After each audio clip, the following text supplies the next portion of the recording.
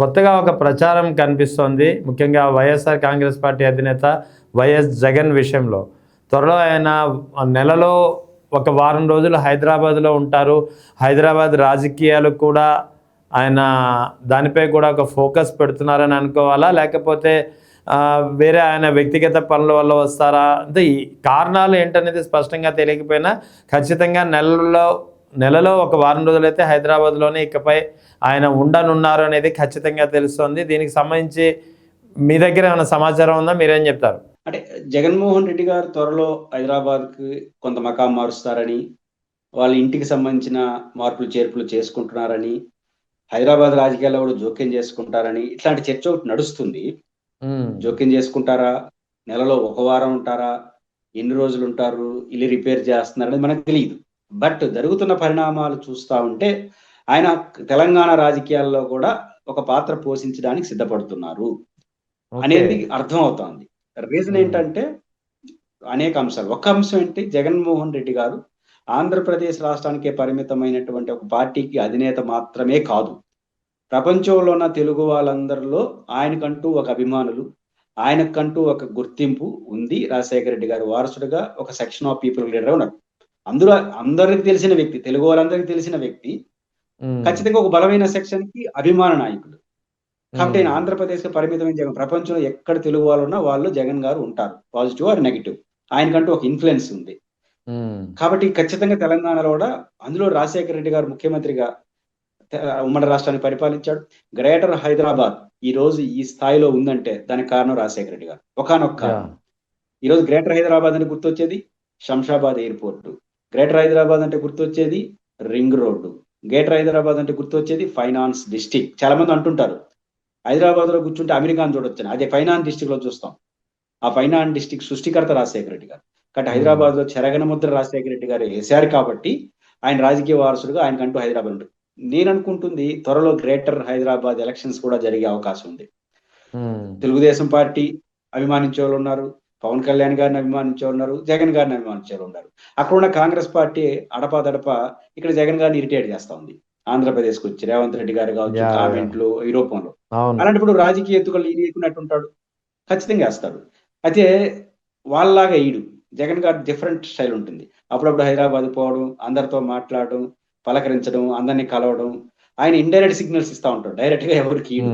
కాబట్టి హైదరాబాద్ లో జగన్మోహన్ రెడ్డి గారు రాజకీయాల్లో నేరుగా జోక్యం చేసుకోడు, కానీ ఒక రాజకీయ పార్టీ తరఫున ఖచ్చితంగా హైదరాబాద్ లో దిగుతారు. గ్రేటర్ హైదరాబాద్ ఎన్నికల్లో ఆయన ప్రభావం పడుతుంది. ఖచ్చితంగా ఇది ఒక సంచలనంగా మారుతుంది.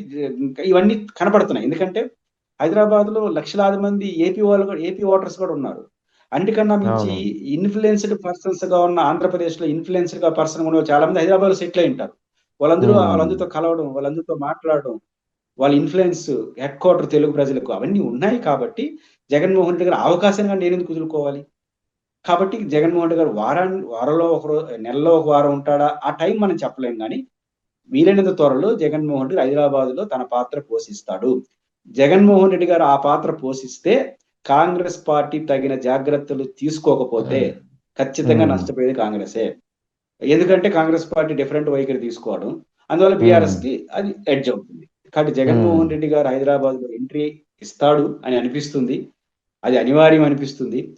అదే సందర్భంలో కాంగ్రెస్ పార్టీ జాగ్రత్త తీసుకోకపోతే జగన్ గారి ఎంట్రీ కాంగ్రెస్ కి ఆ సమస్యగా మారుతుంది. మరి కాంగ్రెస్ ఎట్లా చూస్తుంది, జగన్ గారు ఏం చేయబోతారు, ఎన్ని రోజులు ఉంటారు తెలియని, నేనైతే జరుగుతున్న పరిణామాలు చూస్తే ఆయన ఎంటర్ అవుతాడు అనేది మాత్రం ఖచ్చితంగా అనిపిస్తుంది. అయితే ఇది ఇక్కడ జగన్ ఎంట్రీ తెలంగాణ రాజకీయాల్లో ముఖ్యంగా హైదరాబాద్లో ఆయన చేయబోతున్నటువంటి ఒక మకాం, ఈ విషయం అనేది ఎలా ఉండబోతోంది అంటే, ముఖ్యంగా బీఆర్ఎస్ తన మిత్ర పార్టీ మిత్రత్వం ఉన్నటువంటి బీఆర్ఎస్తో ఏకీకృతమై బీఆర్ఎస్తో కలిసి నడిచే అవకాశాలు ఉన్నాయంటారా, లేదా ఆంధ్రప్రదేశ్లోనే ఒంటరిగానే ఉండబోతుందంటారా? బీఆర్ఎస్ పార్టీ కాంగ్రెస్ బిహేవియరే బీఆర్ఎస్ బలం. నిజానికి జగన్మోహన్ రెడ్డి అభిమానించే వాళ్ళు, రాజశేఖర రెడ్డిని అభిమానించే వాళ్ళు కాంగ్రెస్ తోనే ఉండాలి.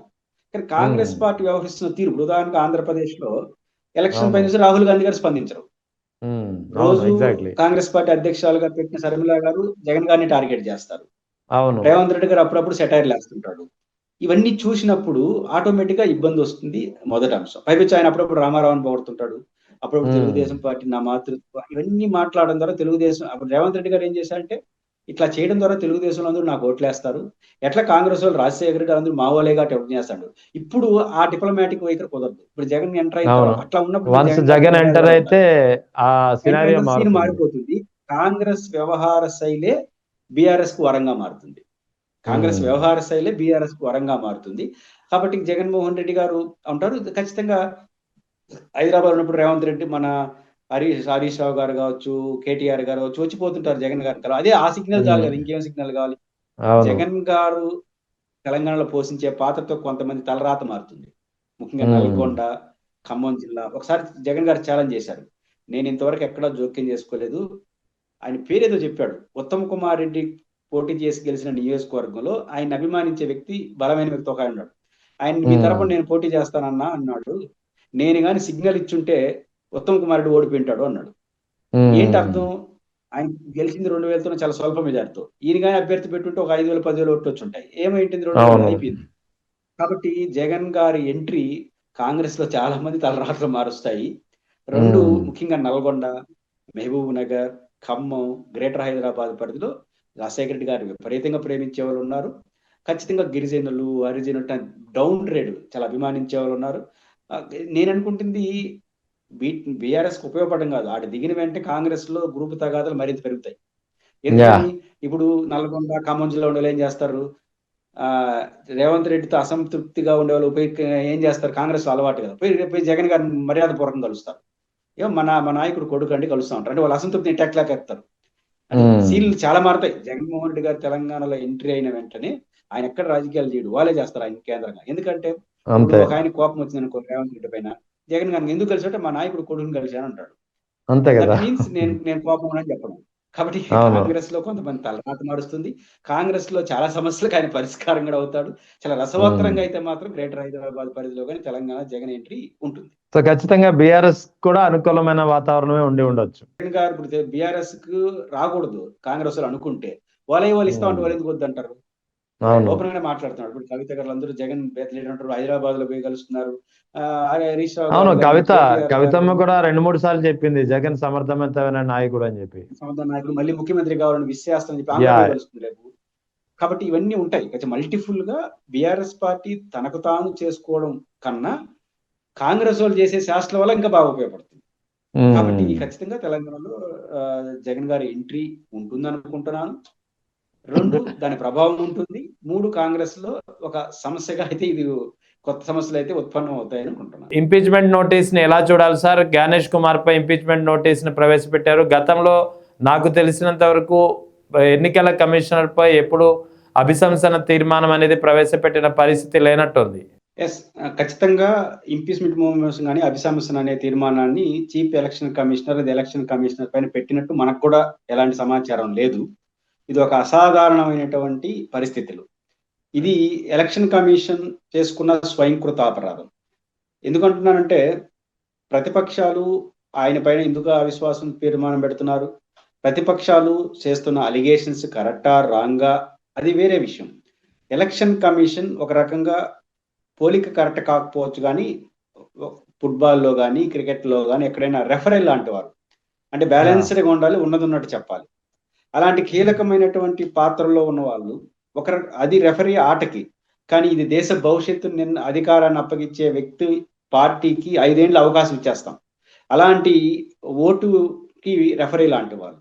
అలాంటి పాత్ర వహించే ఎలక్షన్ కమిషన్ 24 ఎన్నికల్లో కానీ గత కొంతకాలంగా కానీ పారదర్శకంగా వ్యవహరించలేదేమో అన్న అనుమానానికి మాత్రం కారణం అవుతుంది. ఆరోపణలు దృష్టిలో పెట్టుకొని కాదు, వచ్చిన ఆరోపణలకి సమాధానాలు చెప్పకపోవడం, ఎక్కడ హేతుబద్ధమైన వైఖరి తీసుకోకపోవడం. ఎలక్షన్ కమిషన్ పని ఏంటంటే ఫ్రీ అండ్ ఫెయిర్ గా ఎలక్షన్ జరపడం మాత్రమే కాదు, ఎలక్షన్ కమిషన్ నిర్వహణ పైన కానీ అనుమానాలు ఏ వచ్చినా దానికి నివృత్తి చేయడం కూడా మీ బాధ్యత. ఎలక్షన్ కమిషన్ కి సర్వాధికారాలు ఇచ్చింది కూడా ప్రజలు, అందుకే ప్రజలంటే పార్లమెంట్. కాబట్టి ఏ విమర్శ వచ్చినా వాటికి సమాధానం చెప్పాలి. అలాంటి ప్రధాన రాజకీయ పార్టీలు అలిగేషన్ చేస్తున్నా కూడా సమాధానాలు చెప్పకపోవడం వల్ల వాళ్ళు చేసిన ఆరోపణలు కరెక్ట్ కదా అని సమాజం నమ్మే పరిస్థితి. మేము వేసిన ఓటు మా వేసిన వ్యక్తికే పడిందా లేదా అని అనుమానం రావడం చాలా ప్రమాదకరం. మా ఓటు మేము వేసామా లేదా, దొంగ ఓట్లు పడ్డాయా లేదా అనేది ఒక ప్రమాదం.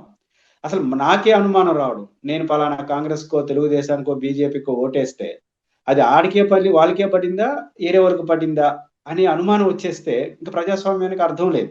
కానీ ఎలక్షన్ కమిషన్ వ్యవహార శైలి అనుమానాలకు తావిచ్చే విధం ఉంది. కారణం వాళ్ళు రెస్పాండ్ కాకపోవడం. ఆరోపణల Yeah. సంగతి వేరే విషయం. ఇది మొదటి అంశం. రెండోది, ఎలక్షన్ కమిషన్ యొక్క స్వతంత్రతను భారతీయ జనతా పార్టీ అధికారం చూడ ఒక కీలకమైనటువంటి తప్పు చేసింది.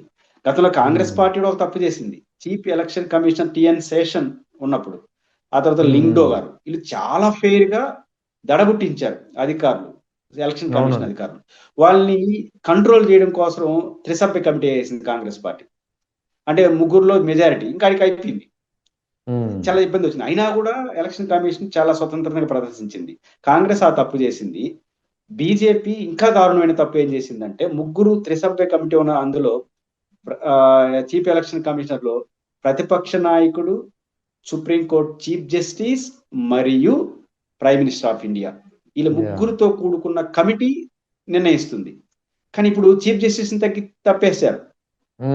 ప్రధానమంత్రి క్యాబినెట్ సిఫార్సు చేసినట్టు క్యాబినెట్ సిఫార్సు చేస్తుంది, వాళ్ళకి కావాల్సిన చేసుకుంటుంది ఎవరుకుంటారు. అంటే అప్పుడు ఏమవుతుంది, ముగ్గురులో ఒకరు విభేదిస్తారు, ఇద్దరు ఏకాభిస్తారు. మన ఇద్దరు రాజీనామా చేసినప్పుడు కాంగ్రెస్ వ్యతిరేకించింది, ప్రధానమంత్రి క్యాబినెట్ సపోర్ట్ చేసినట్టు అయిపోయింది. అప్పుడు ఏమవుతుంది, ఎలక్షన్ అసలు మనం ఎవరినైనా తప్పించచ్చు కానీ సుప్రీంకోర్టు సీజ్ అయినట్టు తప్పిస్తారు. ఒక సందర్భంలో దీనిపైన సుప్రీంకోర్టులో గమ్మత్తైన ఆర్గ్యుమెంట్ జరిగింది. సుప్రీంకోర్టు చీఫ్ జస్టిస్ చాలా బిజీగా ఉంటారు కాబట్టి వాళ్ళ టైం అన్నారు. వారు అన్నారు, నేను బిజీగా ఉంటానని నేను చెప్పాలని మీరు ఎందుకు చెప్తారన్నారు.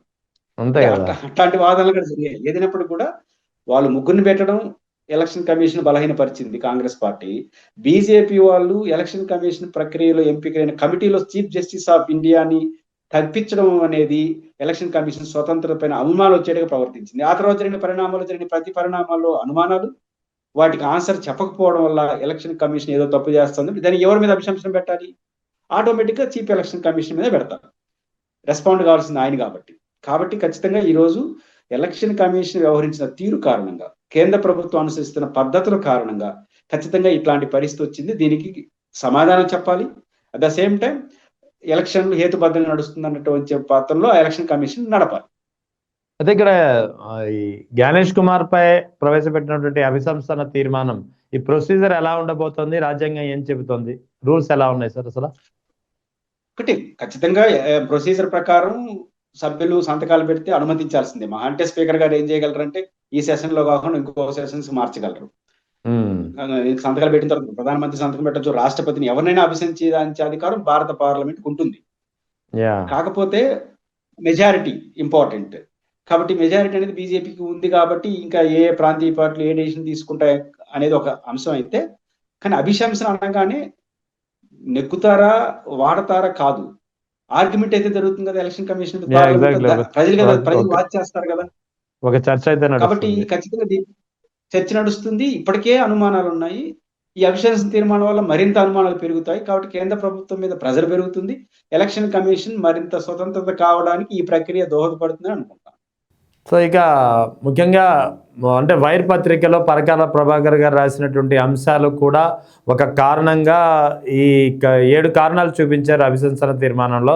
అందులో ది వైర్లోను, ఎక్స్లోను, ఇతర మాధ్యమాల్లో వచ్చినటువంటి అంశాలను కూడా వీరు ఈ అభిశంసన తీర్మానంలో 7 కారణాల్లో ఒక కారణాలుగా చూపించారు. అంటే ఇక్కడ ఓవరాల్గా ఈవీఎం ట్యాంపరింగ్ లేదా ఈవీఎం రీప్లేస్మెంటు లేదా సాఫ్ట్వేర్ హైజాక్, అంటే వాటి మన రీజన్ ఏదైనా అనుకోవచ్చు. ఏ అనుమానాలు అయితే ప్రశ్నలు అయితే వినిపించాయో ఈ అన్ని చుట్టూనే వీటిని బేస్ చేసుకున్న ఇప్పుడు ఈ అభిశంసన తీర్మానం అనేది ప్రవేశపెట్టడం జరిగిందంటారా? అభిశంసన తీర్మానానికి ఒక బలమైనటువంటి హేతు ప్రభాకర్ గారు లేవనెత్తిన అంశాలు. మొదటి నుంచి కూడా 12.5% ఓట్లు, ఎప్పుడు కూడా 2-3% ఓట్లే ఆఫ్టర్ 5 తర్వాత పెరుగుతాయి వాళ్ళు అనౌన్స్ చేసిన దానికి అదనంగా. అలాంటిది 12.5% అంటే అబ్నార్మల్ ఓటింగ్. 3200 పోలింగ్ బూతుల్లో జరిగిన ప్రక్రియ యొక్క ప్రహసనం. తప్పు జరిగిందా ఒప్పు జరిగింది కాదు, election commission on record time to time voting నమోదు శాతాన్ని పరిశీలిస్తే 3200 పోలింగ్ బూతుల్లో అనుమానాలు తావిచ్చే విధంగా 5 గంటల తర్వాత ఏకంగా 52 లక్షల ఓట్లు పోలైనాయి వారు ఇచ్చిన లెక్క ప్రకారం. వైఎస్ఆర్ కాంగ్రెస్ పార్టీ ఓడిపోయింది 50 లక్షలతోనే. అంటే ఏమనిపిస్తుంది దీన్ని బట్టి? ఒక ఇబ్బంది వస్తుంది. రెండోది, 5 గంటల నుంచి 8 గంటలకు ఒక లెక్క, 8 గంటల నుంచి 11 గంటలకు ఒక లెక్క, 11 గంటల తెల్లారితో 2 గంటలకు ఒక లెక్క. ఇదేంటిది? మామూలుగా అయితే 5 గంటలు అయిపోయిన తర్వాత 100 మంది ఉన్నా 200 స్లిప్లు ఇస్తారు. ఎంతమంది ఉంటే అవును. వాళ్ళకి స్లిప్లు ఇచ్చి వాళ్ళు స్లిప్లే ఓటేయాలి. అప్పుడు ఏమయ్యాలి 5 గంటల తర్వాత ఒకే పద్ధతిలో ఓటింగ్ ఉండాల్సింది పోయి ఒకసారి 0.5 మంది ఓట్లేస్తారు మొదట. తర్వాత చివరిలో పనుకుని ముగించే సమయంలో ఏకంగా ముగ్గురు నలుగురేస్తారు. ఉమ్, అసలు ఉమ్. అసహజమైన పద్ధతి కనిపిస్తుంది. అయితే నిజంగా ఏసారా లేదా?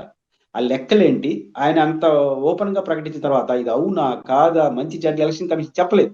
అందువల్ల ఒక అవును. రాష్ట్రంలోనే చెప్పకపోవడం వల్ల నేను మొదటి నుంచి చెప్తున్నా. ప్రభాకర్ ప్రభాకర్ ఆరోపిస్తుంది కరెక్టా? తప్పా? వైఎస్ఆర్ కాంగ్రెస్ పార్టీ ఆరోపిస్తుంది తప్పా? ఒప్పా? వాటి జోలికెళ్ళట్లేదు. ఆ అలిగేషన్స్‌కి ఆన్సర్ చేయకపోతే అది నిజమని ఉమ్, ప్రజలెందుకు నమ్మకూడదు? ఆ రీత్యా ఎలక్షన్ తీర్పే మారిపోయిందని అనుమానం తావిస్తుంది కదా! కాబట్టి అవును. పరకాల ప్రభాకర్ గారు లేవనెత్తిన అంశాలు ఎలక్షన్ కమిషన్ రియాక్ట్ కాకపోవడం వల్ల వైఎస్ జగన్మోహన్ రెడ్డి గారు లాంటి అంశాలు లేవనెత్తడం వల్ల ఖచ్చితంగా ఈ అనుమానాలు తావిస్తుంది.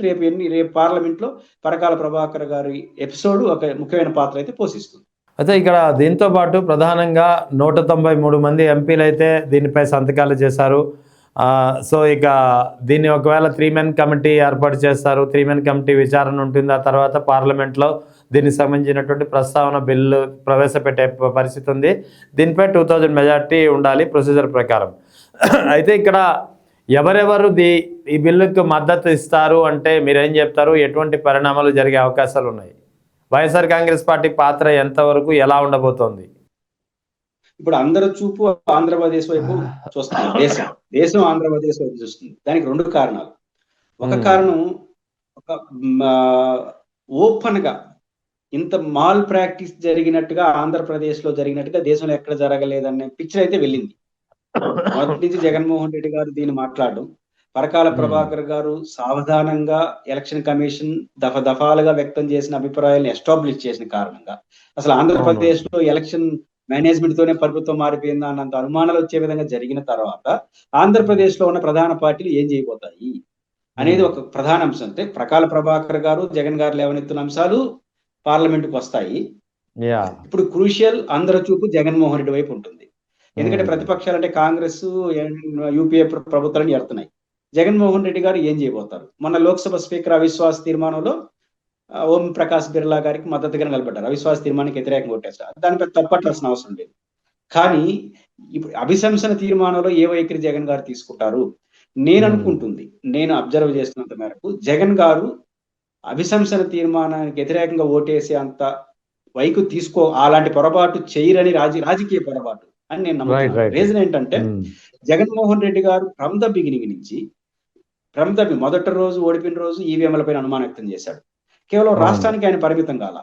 హర్యానాలో జరిగిన ఫలితాలపైన అభ్యంతరం వ్యక్తం చేశాడు. అది హ్మ్. కాంగ్రెస్ హ్మ్. ఓడిపోయింది. యాహ్! తర్వాత మహారాష్ట్రలో కాంగ్రెస్ కూటమి ఓడిపోయింది. అక్కడ అభ్యంతరం వ్యక్తం మొత్తం ఓవరాల్‌గా ఎలక్షన్ పనితీరు పైన అభ్యంతరాలు వ్యక్తం చేశాడు. 2 ఈవీఎంలు వద్దు బ్యాలెట్ పేపర్‌కెళ్ళాలి అనే వాదన బలంగా తీసుకొస్తున్నారు. ఆంధ్రప్రదేశ్‌లో జరిగిన ఎన్నికల ప్రక్రియ పైన రోజూ మాట్లాడుతున్నారు. అట్లాంటి వారు చీఫ్ ఎలక్షన్ కమిషన్ పైన అవిశ్వాసం తీర్మానం పెడితే, అభిశంసన పెడితే దానికి సపోర్ట్ చేయకపోతే వైఎస్ఆర్ కాంగ్రెస్ పార్టీ చాలా తప్పు చేసిందవుతుంది రాజకీయంగా. రెండోది ఒకవేళ నేనైతే ఆ పొరపాటు వైసీపీ చేస్తుందని అనుకోవట్లే. నేను వైసీపీ యాహ్! ఆర్గ్యుమెంట్లు కరెక్టా? తప్పా? వాళ్ళు ఏం చేయాలో నాకనవసరం. ఆ పార్టీ హ్మ్. నిర్ణయించుకుంటుంది. కానీ మీరు ఇన్ని రోజుల పాటు ఏదైతే చెప్పారో ఎలక్షన్ యాహ్! కమిషన్ మీద గాని, ఈవీఎంల పైన, ఈ నిర్వహణ పైన అది మీరు నమ్మేటిగా ఉంటే ఈరోజు దానికి వ్యతిరేకంగా ఓటేయాలి. హ్మ్. అభిశంసనకు అనుకూలంగా ఓటేయాలి. ఎలక్షన్ కమిషన్‌కి వ్యతిరేకంగా ఓటేయాలి. ఎయ్యకపోతే ఏమవుతుంది? ఇప్పుడు వరకు మీరు చెప్పినవన్నీ రాజకీయ విమర్శలుగా మిగిలిపోతాయి. భవిష్యత్తులో ఈవీఎంల గురించి మాట్లాడడానికి నైతికత ముందుకొస్తుంది. ఈవీఎంల గురించి మాట్లాడతారు. ఆడేమో ఈ ఎలక్షన్ కమిషన్ వ్యతిరేకంగా ఓటేయరు. కాంగ్రెస్ పేరో ఇంకోటి హ్మ్. చెప్పి అని చెడ్డ పేరు శాశ్వతంగా ఇంకో 3 ఏళ్ళు మాట్లాడారు.